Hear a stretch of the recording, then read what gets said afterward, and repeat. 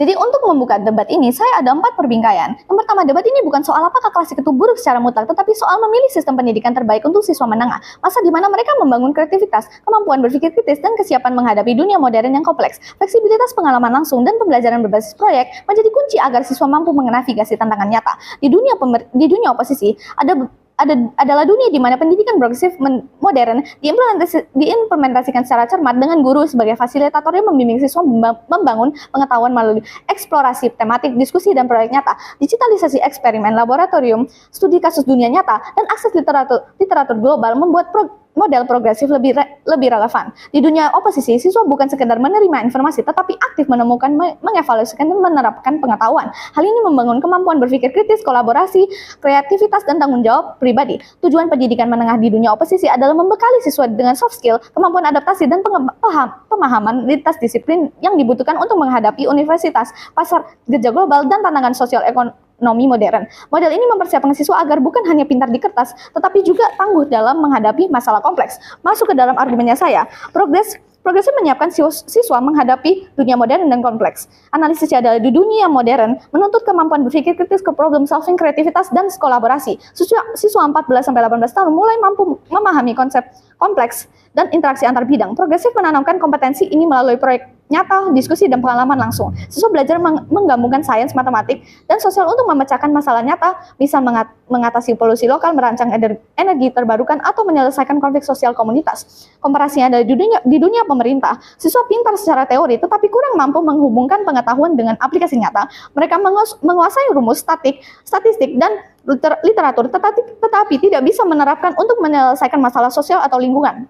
Di dunia oposisi, siswa belajar integrasi lintas disiplin, berpikir kritis, dan menerapkan teori ke praktik. Mereka bisa menilai dampak nyata suatu proyek dan menyesuaikan strategi berdasarkan konteks sosial, ekonomi, dan budaya. Hasilnya dia membentuk generasi adaptif, kreatif, dan siap menghadapi tantangan global, mencegah generasi pintar di kertas, lemah di praktik, meningkatkan kemampuan problem solving nyata yang dibutuhkan universitas dan karir profesional. Masuk ke argumen yang kedua, progresif meningkatkan motivasi intrinsik dan pembelajaran berkelanjutan. Analisis remaja 14-18 tahun sangat dipengaruhi rasa kepemilikan terhadap pembelajaran. Progresif memberi kontrol sebagian pada siswa memilih topik, memimpin proyek, dan memutuskan langkah investigasi. Motivasi intrinsik mendorong rasa tanggung jawab, keinginan belajar seumur hidup, dan kemampuan belajar mandiri. Pengalaman ini juga membangun resilience mental karena siswa belajar dari kegagalan dan refleksi. Di dunia pemerintah, motivasi tergantung tekanan eksternal, nilai ujian, atau ancaman gagal. Banyak siswa belajar untuk lulus tanpa memahami atau menginternalisasi pengetahuan. Sedangkan di dunia oposisi, proyek relevan dengan minat dan konteks nyata membuat siswa terlibat secara emosional. Mereka melihat hubungan antara pembelajaran dan dunia nyata sehingga termotivasi intrinsik. Hasilnya adalah melahirkan pembelajaran seumur hidup dengan rasa ingin tahu yang tinggi dan menurunkan kejenuhan akademik dan resiko dropout. Membentuk siswa yang bisa belajar secara mandiri, siap menghadapi tantangan kompleks, dan lebih adaptif terhadap perubahan karir di masa depan. Argumen yang ketiga, progresif membangun keterampilan sosial emosional krusial.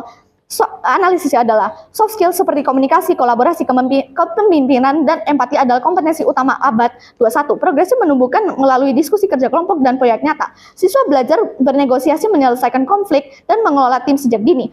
Di dunia pemerintah, siswa terlatih secara akademik tapi kurang pengalaman sosial dan emosional. Konflik interpersonal, manajemen proyek tim, dan negosiasi jarang diajarkan. Sedangkan di dunia oposisi, siswa terlibat aktif dalam diskusi kelompok, menghadapi konflik secara konstruktif, dan mengambil keputusan kolektif. Hasilnya adalah membentuk generasi seimbang antara kecerdasan kognitif dan emosional, memperkuat kesiapan sosial untuk dunia kerja dan kehidupan sehari-hari, mengurangi resiko kecemasan sosial, stres akademik, dan ketidakmampuan beradaptasi.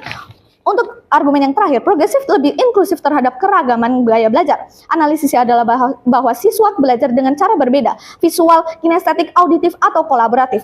Model progresif memberi ruang bagi semua gaya belajar. Siswa belajar semua sesuai potensi mereka, menemukan kekuatan masing-masing, dan mengembangkan kreativitas unik. Komparasinya adalah di dunia pemerintah, sistem standar tunggal, hafalan, dan ujian tertulis, siswa dengan gaya belajar berbeda, frustasi, dan tertinggal. di dunia oposisi, sedangkan fleksibel, adaptif, dan memberi kesempatan siswa belajar sesuai potensi mereka. Tidak ada siswa yang tertinggal hanya karena metode pengajaran yang tidak sesuai dengan gaya belajar mereka.